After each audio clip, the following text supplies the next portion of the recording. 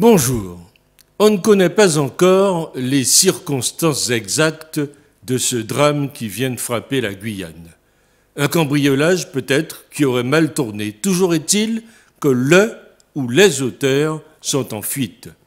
Selon les premiers éléments de cette dramatique affaire, la victime est une femme âgée de 47 ans. Elle est l'épouse du directeur de Carrefour, l'hypermarché de la zone Terka à Matoury.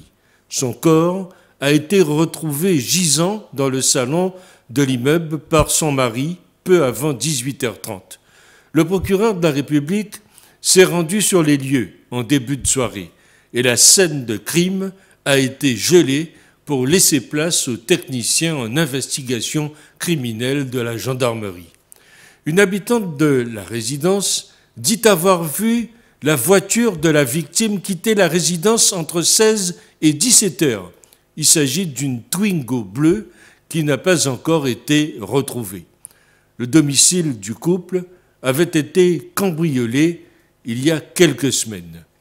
Les riverains demandaient plus de sécurité au gestionnaire de la résidence depuis plusieurs mois, car ce lieu est régulièrement visité et à plusieurs reprises on aurait frôlé des drames.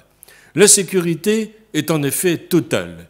Déstabilisée par la consommation de drogue et la pression migratoire, la principale ville de Guyane a basculé dans une violence aux accents, dit-on, latino-américains. Un ras-le-bol qui se généralise face à la violence grandissante dans plusieurs zones de Cayenne. Les riverains de la résidence neuve Les Martines, où s'est déroulé le drame, habités depuis moins d'un an, signalent plusieurs faits d'insécurité, voitures fracturées, qui ont donné lieu à une pétition pour demander au gestionnaire du site d'actionner les systèmes de fermeture des portails de la résidence, ce qui n'était pas encore le cas. Alors que les actes de violence se multiplient dans ce département, la population locale multiplie les appels au secours qui, semble-t-il, restent lettre morte. Depuis plusieurs semaines, et des actes de violence se sont multipliés, faisant monter la colère et l'indignation dans la population qui se sent démunie, voire abandonnée face à cette violence.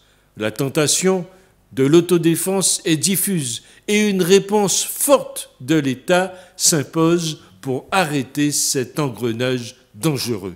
C'est ce que je crois.